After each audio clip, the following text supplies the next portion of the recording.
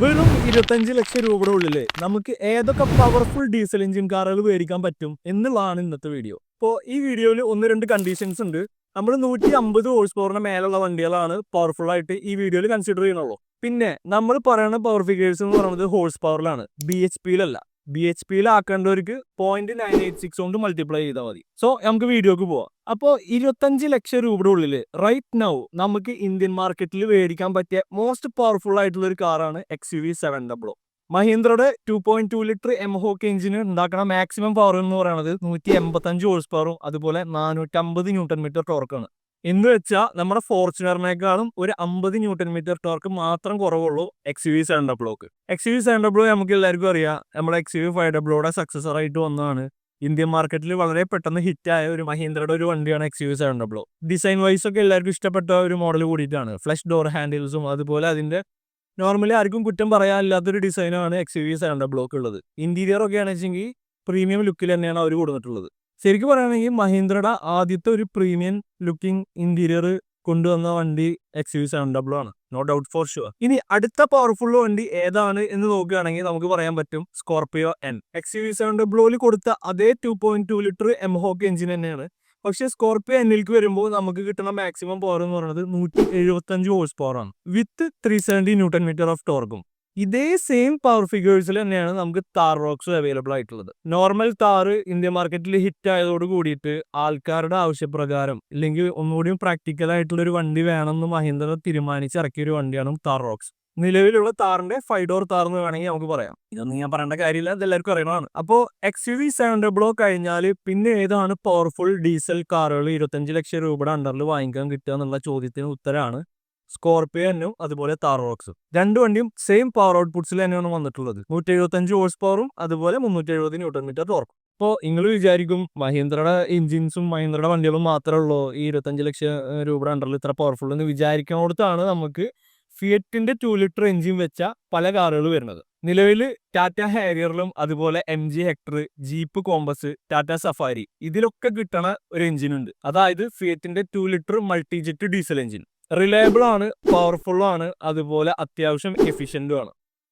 ഇതെല്ലാതും balance ചെയ്യണ ഒരു എഞ്ചിനാണ് ഈ 2 litre Multijet diesel engine.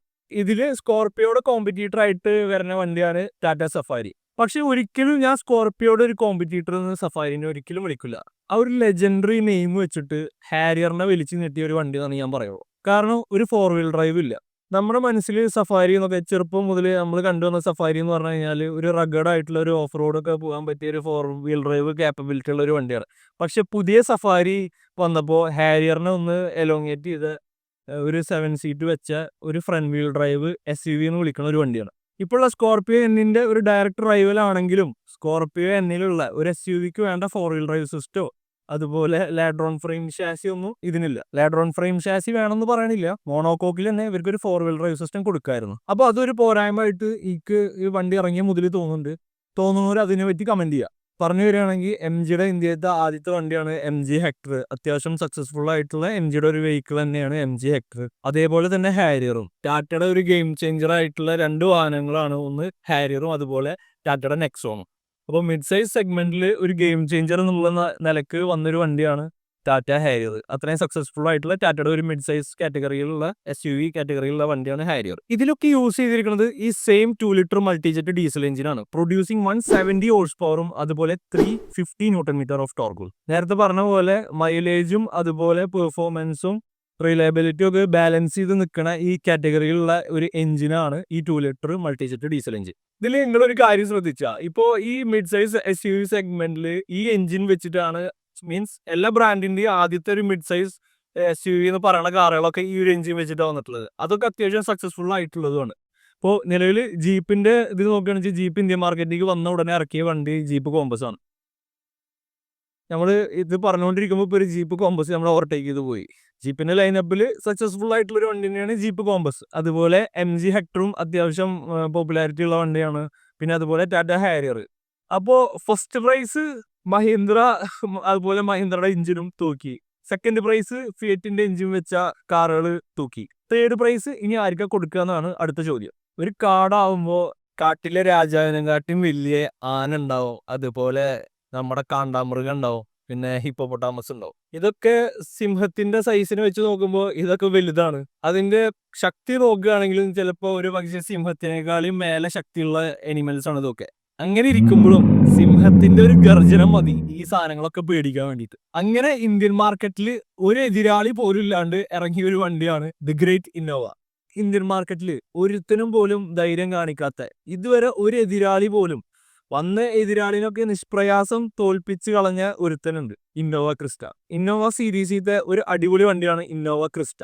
Innova ക്രിസ്റ്റയുടെ അപ്ഡേറ്റഡ് മോഡലായ ഇന്നോവ ഹൈക്രോസ് വന്നിട്ടും ക്രിസ്റ്റയുടെ പ്രൊഡക്ഷൻ നിർത്താന്ന് ടൊയോട്ട ആലോചിച്ചിട്ട് പോലും നിർത്താൻ പറ്റാത്തൊരു മോഡലുണ്ട്. അതാണ് ഇന്നോവ ക്രിസ്റ്റ. ആര് വന്നാലും എന്ത്, ആര് പോയാലും എന്ത്, ആ ഒരു മൂഡാണ് ഇന്നോവ ക്രിസ്റ്റയുടെ മൂഡ്.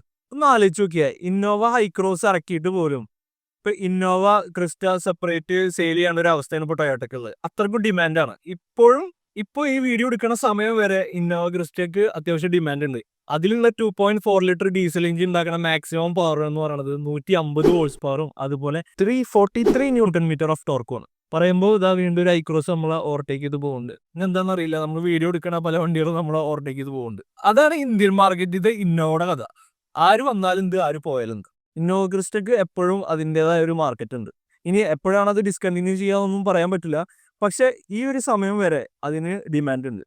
അപ്പോൾ നമ്മൾ ഇന്നത്തെ വീഡിയോയിലത്തെ ഏറ്റവും പവർ കുറഞ്ഞ വണ്ടിയാണ് ഇന്നോവ ക്രിസ്റ്റ എന്ന് പറഞ്ഞാൽ 150 ഹോഴ്സ് പവർ ആണ്. ഇന്നത്തെ നമ്മളെ വീഡിയോയിൽ പറഞ്ഞ പോലെ 25 ലക്ഷം രൂപ കയ്യിലുണ്ടെങ്കിൽ നമുക്ക് ഒരു 150 ഹോഴ്സ് പവറിന് മേലുള്ള ഡീസൽ എഞ്ചിൻ കാറുകൾ വാങ്ങണം എന്ന് ആഗ്രഹം ഉണ്ടെങ്കിൽ വാങ്ങാൻ പറ്റുന്ന കാറുകളാണ് XUV 700, താർ റോക്സ്, അതുപോലെ Tata Safari, Tata Harrier, Jeep Compass, MG Hector, പിന്നെ ഇന്നോവ ക്രിസ്റ്റ.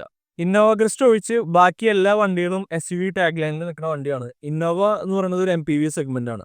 ആ ഇന്നോവനെ ബീറ്റ് ചെയ്യാൻ ഒരു കോമ്പറ്റീറ്റർ പോലും ഇല്ല. 25 ലക്ഷം രൂപ ബഡ്ജറ്റിൽ നിങ്ങളൊരു പവർഫുൾ ഡീസൽ എഞ്ചിൻ ഉള്ള കാറാണെന്ന് നോക്കണമെങ്കിൽ ഈ ഒരു ഓപ്ഷൻസ് ആണ് നിങ്ങളുടെ മുമ്പിലുള്ളത്. സോ ഇത്രയൊക്കെ തന്നെയുള്ളൂ ഇന്നത്തെ വീഡിയോ. വീഡിയോ ഇഷ്ടമായ ആദ്യം ലൈക്ക് ചെയ്യുക, സബ്സ്ക്രൈബ് ചെയ്യാത്തവരാണെങ്കിൽ സബ്സ്ക്രൈബ് ചെയ്യുക.